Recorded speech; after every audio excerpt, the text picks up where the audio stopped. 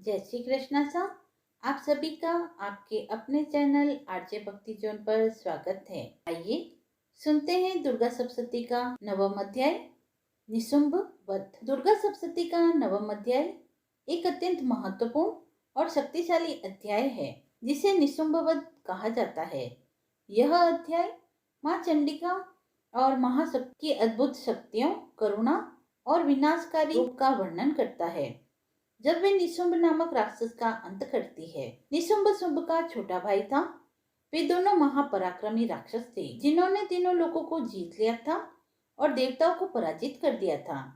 इनकी शक्ति इतनी बढ़ गई थी, इन्होंने माँ दुर्गा को भी विवाह का प्रस्ताव भेजा, लेकिन देवी ने स्पष्ट कहा कि मैं केवल उसी से विवाह करूंगी जो मुझे युद्ध में पराजित करेगा। इसी के बाद शुरू हुआ भयानक संग्राम जहाँ माँ दुर्गा काली, चामुंडा आदि अन्य शक्तियों में अवतरित हुई। तो आइए आरंभ करते हैं नवम अध्याय, जहाँ माँ दुर्गा केवल एक देवी नहीं बल्कि हमारी भीतर की शक्ति बनकर जागती है। यह अध्याय केवल राक्षसों के अंत की कथा नहीं है, बल्कि हमारे भीतर के भय, संशय और अज्ञान के अंत की यात्रा है। तो आइए अध्याय को प्रारंभ करते हैं। राजा ने कहा, भगवान, आपने रक्त बीज के वध से संबंध रखने वाला देवी चरित्र का यह अद्भुत महात्म्य मुझे बतलाया। अब रक्त बीज के मारे जाने पर अत्यंत क्रोध से भरे हुए शुंभ और निशुंभ ने जो कर्म किया उसे मैं सुनना चाहता हूँ। ऋषि कहते हैं, राजन, युद्ध में रक्त बीज तथा अन्य दैत्यों के मारे जाने पर शुंभ और निशुंभ के क्रोध की सीमा न रही। अपनी विशाल सेना इस प्रकार मारी जाती देख निशुंभ अमर्ष में भरकर देवी की ओर दौड़ा। उसके साथ असुरों की प्रधान सेना थी। उसके आगे पीछे तथा पार्श्व भाग में बड़े बड़े असुर थे जो क्रोध से होड़ चबाते हुए देवी को मार डालने के लिए उद्यत थे। महापराक्रमी शुंभ भी अपनी सेना के साथ मात्र गणों से युद्ध करके क्रोधवश चंडिका को मारने के लिए आ पहुंचा। तब देवी के साथ शुंभ और निशुंभ का घोर संग्राम छिड़ गया। वे दोनों दैत्य मेघों की भांति बाणों की भयंकर वृष्टि करने लगे। उन दोनों के चलाए हुए बाणों को चंडिका ने अपने बाणों के समूह से तुरंत काट डाला और सहस्त्र समूहों की वर्षा करके उन दोनों दैत्यपतियों के अंगों में भी चोट पहुंचाई। निशुंभ ने तीखी तलवार और चमकती हुई ढाल लेकर देवी के श्रेष्ठ वाहन सिंह के मस्तक पर प्रहार किया। अपने वाहन को चोट पहुंचने पर देवी ने शुरप नामक बाण से निशुंभ की श्रेष्ठ तलवार तुरंत ही काट डाली और उसकी ढाल को भी, जिसमें 8 चांद जड़े थे, खंड खंड कर दिया। ढाल और तलवार के कट जाने पर उस असुर ने शक्ति चलाई, किंतु सामने आने पर देवी ने चक्र से उसके 2 टुकड़े कर डाले। अब तो निशुंभ क्रोध से जल उठा और उस दानव ने देवी को मारने के लिए शूल उठाया, किंतु देवी ने समीप आने पर उसे भी मुक्के से मारकर चूर्ण कर दिया। तब उसने गदा घुमाकर चंडी के ऊपर चलाई, परंतु वह भी देवी के त्रिशूल से कटकर भस्म हो गई। तदंतर दैत्यराज निशुंभ को फरसा हाथ में लेकर आते देख देवी ने बाण समूहों से घायल कर उसे धरती पर सुला दिया। उस भयंकर पराक्रमी भाई निशुंभ के धराशायी हो जाने पर शुंभ को बड़ा क्रोध हुआ और अंबिका का वध करने के लिए वह आगे बढ़ा। रथ पर बैठे बैठे ही उत्तम आयुधों से सुशोभित अपनी बड़ी बड़ी 8 अनुपम भुजाओं से समूचे आकाश को ढककर वह अद्भुत शोभा पाने लगा। उसे आते देख देवी ने शंख बजाया और धनुष की प्रत्यंचा का भी अत्यंत दुस्सह शब्द किया। साथ ही अपने घंटे के शब्द से, जो समस्त दैत्य सैनिकों का तेज नष्ट करने वाला था, संपूर्ण दिशाओं को व्याप्त कर दिया। तदंतर सिंह ने अपनी दहाड़ से, जिसे सुनकर बड़े बड़े गजराजों का महान मत दूर हो जाता है, आकाश, पृथ्वी और 10 दिशाओं को गुंजा दिया। फिर काली ने आकाश में उछलकर अपने दोनों हाथों से पृथ्वी पर आघात किया। उससे ऐसा भयंकर शब्द हुआ जिससे पहले के सभी शब्द शांत हो गए। तत्पश्चात शिवदूती ने दैत्यों के लिए अमंगलजनक अट्टहास किया। इन शब्दों को सुनकर समस्त असुर थर्रा उठे, किंतु शुंभ को बड़ा क्रोध हुआ। उस समय देवी ने जब शुंभ को लक्ष्य करके कहा, ओ दुरात्मा, खड़ा रहे, खड़ा रहे, तभी आकाश में खड़े हुए देवता बोल उठे, जय हो, जय हो। शुंभ ने वहां आकर ज्वालाओं से युक्त अत्यंत भयानक शक्ति चलाई। अग्निमय पर्वतों के समान आती हुई उस शक्ति को देवी ने बड़े भारी लूके से दूर हटा दिया। उस समय शुंभ सिंहनाद से तीनों लोग गूंज उठे। राजन, उसकी प्रतिध्वनि से वज्रपात के समान भयंकर शब्द हुआ, जिसने अन्य सब शब्दों को जीत लिया। शुंभ के चलाए हुए बाणों के देवी ने और देवी के चलाए बाणों को शुंभ ने अपने भयंकर बाणों द्वारा सैकड़ों और हजारों टुकड़ों में कर दिया। तब क्रोध से भरी हुई चंडिका ने शुंभ को शूल से मारा। उसके आघात से मूर्छित हो वह पृथ्वी पर गिर पड़ा। इतने में ही निशुंभ को चेतना हुई और उसने धनुष हाथ में लेकर बाणों द्वारा देवी, काली तथा सिंह को घायल कर डाला। फिर उस दैत्यराज ने 10,000 बाहें बनाकर चक्रों के प्रहार से चंडिका को आच्छादित कर दिया। तब दुर्गम पीड़ा का नाश करने वाली भगवती दुर्गा ने कुपित होकर अपने बाणों से उन चक्रों तथा बाणों को काट गिराया। यह देख निशुंभ दैत्य सेना के साथ चंडिका का वध करने के लिए हाथ में गदा ले बड़े वेग से दौड़ा। उसको आता देख चंडी ने तीखी धार वाली तलवार से उसकी गदा को शीघ्र ही काट डाला। तब उसने शूल हाथ में ले लिया। देवताओं को पीड़ा देने वाले निशुंभ को शूल हाथ में लिया देख चंडिका ने वेग से चलाए हुए अपने शूल से उसकी छाती छेद डाली। शूल से विदीर्ण हो जाने पर उसकी छाती से एक दूसरा महाबली एवं पराक्रमी पुरुष खड़ी रह करता हुआ निकला। उस निकलते हुए पुरुष की बात सुनकर देवी ठठाकर हंस पड़ी और खड़ग से उन्होंने उसका मस्तक काट डाला। तभी तो वह पृथ्वी पर गिर गया। तदंतर सिंह अपनी दाढ़ों से असुरों की गर्दन कुचलकर खाने लगा। यह बड़ा भयंकर दृश्य था। उधर काली तथा शिवदूती ने भी अनेक दैत्यों का भक्षण आरंभ किया। कौमारी की शक्ति से विदीर्ण होकर कितने ही महादैत्य नष्ट हो गए। ब्राह्मणी के मंत्रपूत जल से निस्तेज होकर कितने ही भाग खड़े हुए।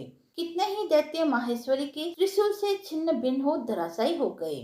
वाराही के शतुनों के आघात से कितनों का पृथ्वी पर कचुम्बर निकल गया। वैष्णवी ने भी अपने चक्र से दानवों के टुकड़े टुकड़े कर डाले। इंद्री के हाथ से छूटे हुए वज्र से भी कितने ही प्राणों से हाथ धो बैठे। कुछ असुर नष्ट हो गए, कुछ उस महायुद्ध से भाग गए तथा कितने ही काली, शिवदूती तथा सिंह के ग्रास बन गए। इति श्री मार्कंडेय पुराण में सावर्णिक मनवंतर की कथा के अंतर्गत देवी महात्म्य में निशुंभ वध नामक 9वां अध्याय समाप्त हुआ। आइए सुनते हैं दुर्गा सप्तशती का 10वां अध्याय। 10वां अध्याय शुंभ वध है। यह केवल एक युद्ध की गाथा नहीं है, यह है उस अंतिम संघर्ष की कहानी जहाँ सत्य और अहंकार आमने सामने होते हैं, जहाँ माँ दुर्गा कहती है, मैं ही एकमात्र सत्ता हूँ, ये सारी शक्तियाँ मुझसे ही उत्पन्न हैं। यह अध्याय हमें सिखाता है कि जब अहंकार अंधा हो जाता है तब करुणा भी क्रोध में बदल जाती है और शक्ति संहार का रूप धारण करती है। आइए अध्याय प्रारंभ करते हैं। ऋषि कहते हैं, राजन, अपने प्राणों के सामने प्यारे भाई निशुंभ को मारा गया देख तथा सारी सेना का संहार होता जान शुंभ ने कुपित होकर कहा, दुष्ट दुर्गे, तू बल के अभिमान में आकर झूठ मूठ का घमंड न दिखा। तू बड़ी मानिनी बनी हुई है, किंतु दूसरी स्त्रियों के बल का सहारा लेकर लड़ती है। देवी बोली, ओ दुष्ट, मैं अकेली ही हूँ। इस संसार में मेरे सिवा दूसरी कौन है? देख, ये मेरी ही विभूतियां हैं, अतः मुझ में ही प्रवेश कर रही है। तदंतर ब्राह्मणी आदि समस्त देवियां अंबिका देवी के शरीर में लीन हो गई। उस समय केवल अंबिका देवी ही रह गई। देवी बोली, मैं अपनी ऐश्वर्य शक्ति से अनेक रूपों में यहाँ उपस्थित हुई थी, उन सब रूपों को मैंने समेट लिया। अब अकेले ही युद्ध में खड़ी हूँ, तुम भी स्थिर हो जाओ। ऋषि कहते हैं, तदंतर देवी और शुंभ दोनों में सब देवताओं तथा दानवों के देखते देखते भयंकर युद्ध छिड़ गया। बाणों की वर्षा तथा तीखे शस्त्रों तथा दारुण अस्त्रों के प्रहार के कारण उन दोनों का युद्ध सब लोगों के लिए बड़ा भयंकर प्रतीत हुआ। उस समय अंबिका देवी ने जो सैकड़ों दिव्य अस्त्र छोड़े, उन्हें दैत्यराज शुंभ ने उसके निवारक अस्त्रों द्वारा काट डाला। इसी प्रकार शुंभ ने भी जो दिव्य अस्त्र चलाए, उन्हें परमेश्वरी ने भयंकर हुंकार शब्द के उच्चारण आदि द्वारा खिलवाड़ में ही नष्ट कर डाला।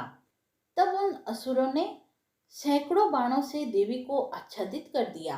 यह देख क्रोध से भरी हुई उन देवी ने भी बाण मारकर उसका धनुष काट डाला। धनुष कट जाने पर फिर दैत्यराज ने शक्ति हाथ में ली, किंतु देवी ने चक्र से उसके हाथ की शक्ति भी काट डाली। तत्पश्चात दैत्यों के स्वामी शुंभ ने 100 चांद वाली चमकती हुई ढाल और तलवार हाथ में ले उस समय देवी पर धावा बोला। उसको आता देख चंडिका ने अपने धनुष से छोड़े हुए तीखे बाणों द्वारा उसकी सूर्य किरणों के समान उज्जवल ढाल और तलवार को तुरंत काट डाला। फिर उस दैत्य के घोड़े सारथी मारे गए। धनुष तो पहले ही कट चुका था। अब उसने अंबिका को मारने के लिए उद्यत हो भयंकर मुदगर हाथ में लिया। उसे आते देख देवी ने अपने तीक्ष्ण बाणों से उसका मुदगर भी काट डाला, जिस पर भी वह असुर मुक्का तान कर बड़े वेग से देवी की ओर झपटा। उस दैत्यराज ने देवी की छाती में मुक्का मारा। तब उन देवी ने भी उसकी छाती में एक चाटा जड़ दिया। देवी का थप्पड़ खाकर दैत्यराज शुंभ पृथ्वी पर गिर पड़ा, किंतु पुनः सहसा उठकर खड़ा हो गया। फिर वह उछला और देवी को ऊपर ले जाकर आकाश में खड़ा हो गया। तब चंडिका आकाश में भी बिना किसी आधार के ही शुंभ के साथ युद्ध करने लगी। उस समय दैत्य और चंडिका आकाश में एक दूसरे से लड़ने लगे। उनका वह युद्ध पहले सिद्ध और मुनियों को विस्मय में डालने वाला हुआ। फिर अंबिका ने शुंभ के साथ बहुत देर तक युद्ध करने के पश्चात उसे उठाकर घुमाया और पृथ्वी पर पटक दिया। पटके जाने पर पृथ्वी पर आने के बाद वह दुष्ट आत्मा दैत्य पुनः चंडिका का वध करने के लिए उनकी ओर बड़े वेग से दौड़ा।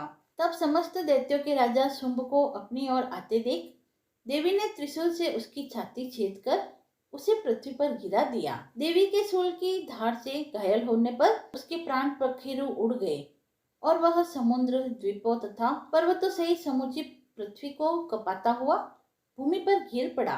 तदंतर उस दुरात्मा के मारे जाने पर संपूर्ण जगत प्रसन्न और पूर्ण स्वस्थ हो गया तथा आकाश स्वच्छ दिखाई देने लगा। पहले जो उत्पात सूचक मेघ और उल्कापात होते थे, वे सब शांत हो गए तथा उस दैत्य के मारे जाने पर नदियां भी ठीक मार्ग से बहने लगी। उस समय शुंभ की मृत्यु के बाद संपूर्ण देवताओं का हृदय हर्ष से भर गया और गंधर्वगण मधुर गीत गाने लगे। दूसरे गंधर्व बाजे बजाने लगे और अप्सराएं नाचने लगी। पवित्र वायु बहने लगी। सूर्य की प्रभा उत्तम हो गई। अग्निशाला भी बुझ गई। आग अपने आप प्रज्वलित हो उठी तथा संपूर्ण दिशाओं के भयंकर शब्द शांत हो गए। तीसरी मार्कंडेय पुराण में सावर्णिक मनवंतर की कथा के अंतर्गत 10वां अध्याय पूर्ण हुआ। यदि आपको यह पसंद आया हो तो आप वीडियो को लाइक करें, चैनल को सब्सक्राइब करें, कमेंट बॉक्स में जय माता दी लिखकर अपनी भक्ति को व्यक्त करें और ऐसी ही धार्मिक कथाओं व व्रत महात्म्य को सुनने के लिए जुड़े रहें आर्य भक्ति जोन के साथ। धन्यवाद।